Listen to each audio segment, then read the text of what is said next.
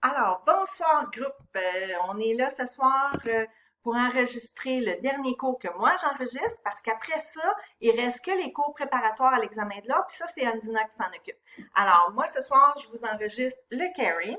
Là, vous allez me dire, c'est quoi ça le caring? Le caring, c'est un modèle de soins, c'est un modèle de pensée. Au Cégep, nous, on utilise le modèle McGill. Je suis sûre que vous en avez fait parler souvent au travers de vos 3 ans de scolarité au Cégep.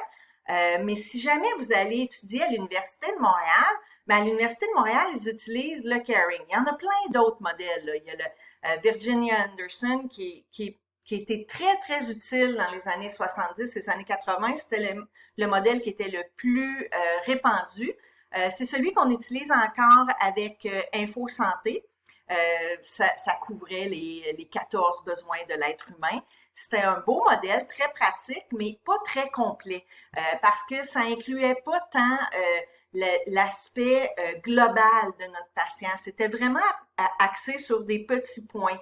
Tandis que le modèle McGill ou le modèle Caring, c'est une vue plus globale de ce que la santé est. La santé, c'est pas juste un bobo, c'est pas juste une maladie, c'est pas juste une pathologie, c'est un tout. Dans le modèle McGill, on inclut beaucoup la famille, on inclut beaucoup le partenariat entre le soignant et le soigné. Dans la théorie du caring, c'est un peu comme ça aussi, mais ça va un peu plus loin dans l'aspect, je vais dire, spirituel, psychologique des soins aux patients. Donc, ça diffère un peu du modèle McGill, mais clairement, là, on réinvente pas la roue à chaque fois. Alors, le modèle Caring, c'était monté ou développé, je vais dire, par Dr. Watson, Dr. Gene Watson, qui se spécialise en santé mentale. Donc, vous comprendrez que le modèle Caring euh, tourne beaucoup autour du psychique et de la santé mentale. Elle est professeure à l'Université du Colorado, puis elle a fondé le Caring Science Institute. Ça va bien quand tu fais ça. Comme ça fait plus sérieux là, quand tu veux présenter tes, tes foundings, ton modèle. Alors, la théorie, selon Watson, Gene Watson, c'est fondé sur plusieurs trucs, entre autres 10 facteurs curatifs ou des caritas cliniques. Des caritas cliniques. Je trouve ça bien cute.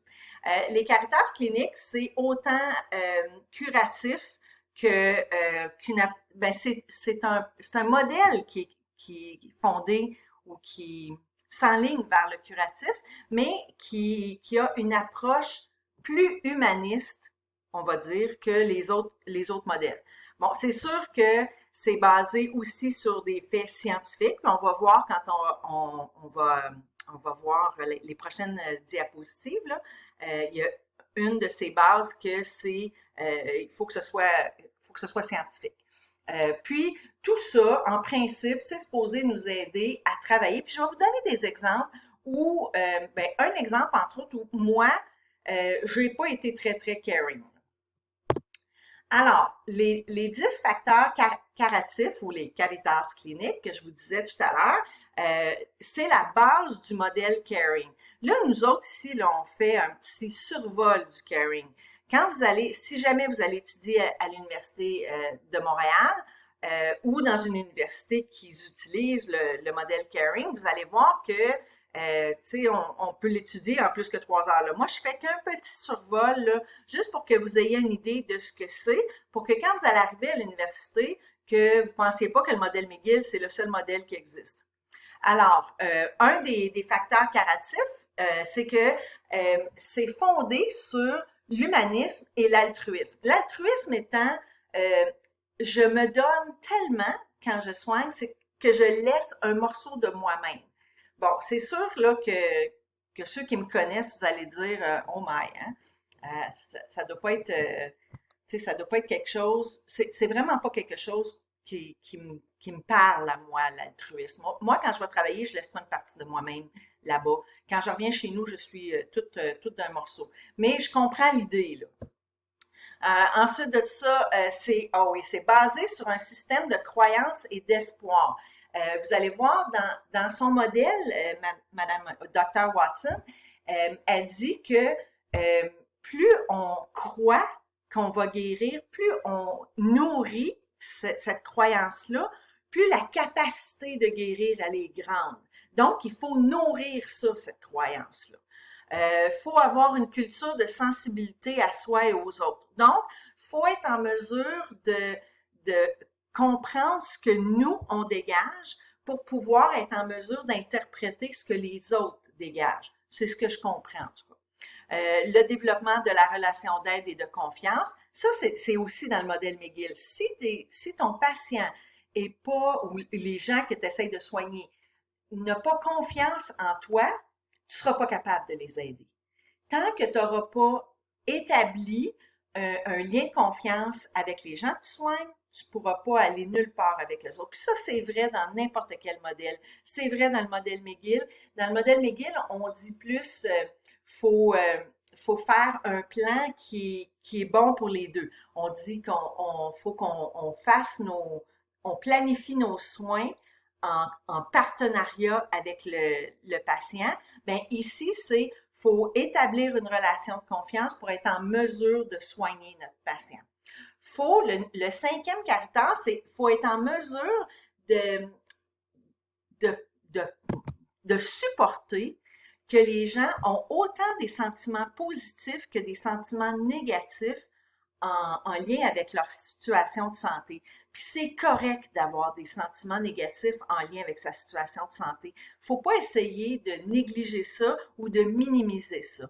Il faut les reconnaître, les accepter pour être en mesure de passer par-dessus. L'aspect scientifique, c'est le sixième point des Caritas de Madame Watson, de Dr. Watson, je devrais dire. Alors, elle dit, on ne peut pas soigner si ce qu'on fait n'est pas basé sur des faits scientifiques. Donc, il faut qu'il y ait de la recherche qui a été faite, qui prouve ce qu'on est en train d'essayer de faire.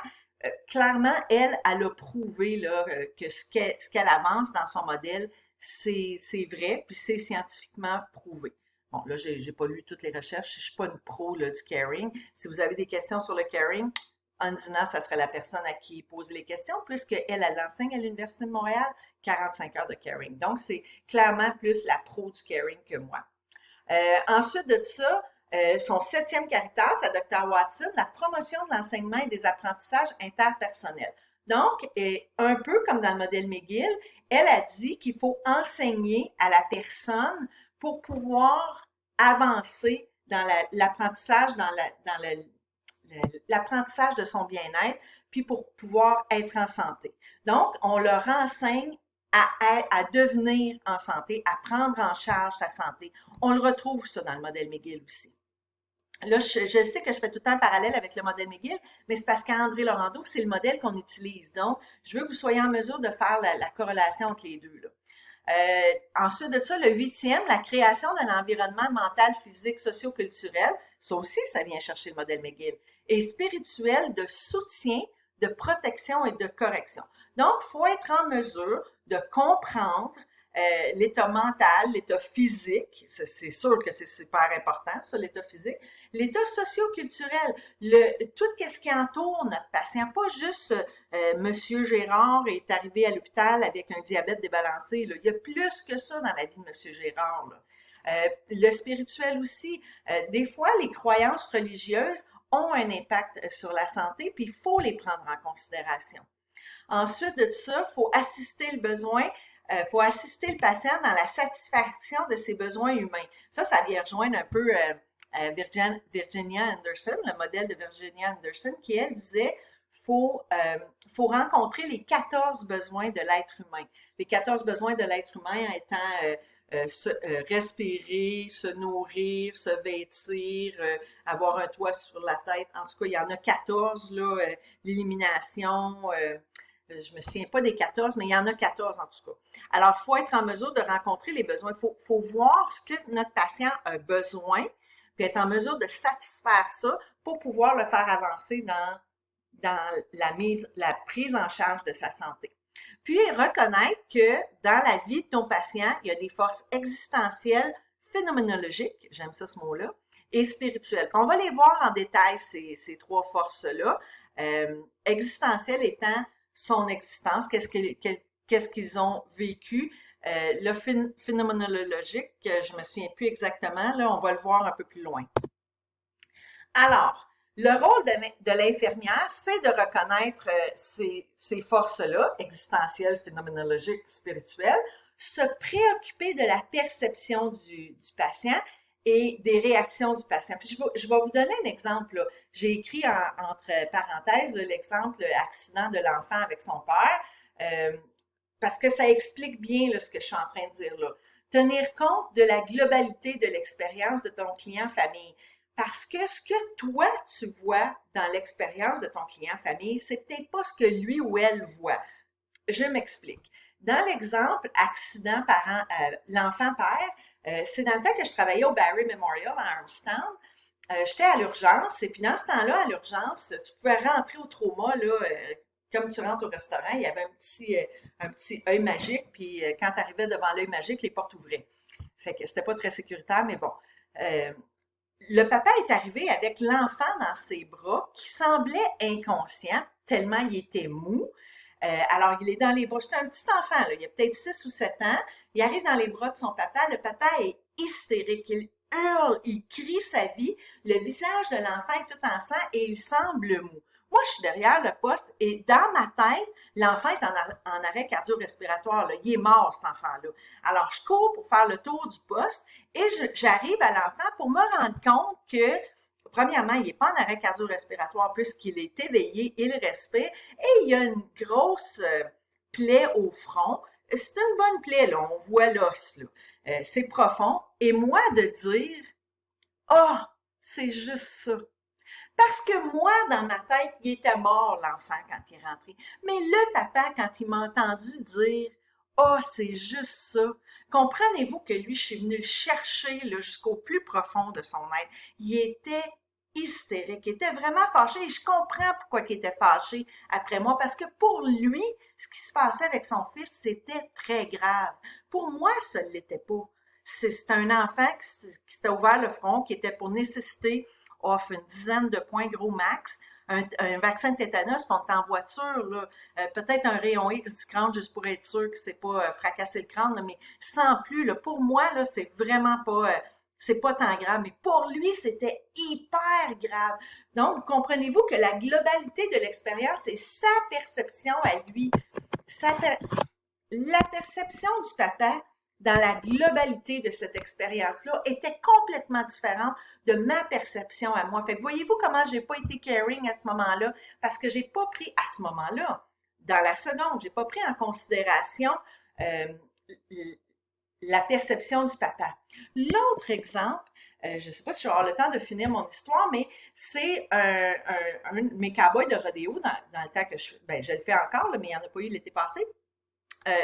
Il y a plusieurs années, au rodéo, le cowboy a eu un accident où le bœuf lui a pilé sur les parties génitales. Bon, vous comprendrez qu'il y a eu du gros dommage, un testicule complètement écrasé. On a été obligé d'envoyer le patient pour faire une histoire courte. On l'a envoyé à un hôpital où je connais les gens, là, où je connais les chirurgiens qui travaillent là, parce que moi aussi, je travaille là. Je travaille pas à l'urgence, mais je travaille à cet hôpital-là. Et le jeune homme, quand il est arrivé à l'hôpital, il y a plein de monde autour de lui parce que clairement, c'est un accident qu'on voit rarement. Donc, tout le monde veut voir ça. Tout le monde se tourne autour de lui, vient voir ça. Le spécialiste arrive, prend le testicule et dit, bon, ben lui, ce testicule-là, il est terminé, c'est fini. Je pense que ce que je vais faire, c'est que je vais arrêter mon vidéo pour être sûr que je sois en mesure de vous raconter l'histoire comme il faut.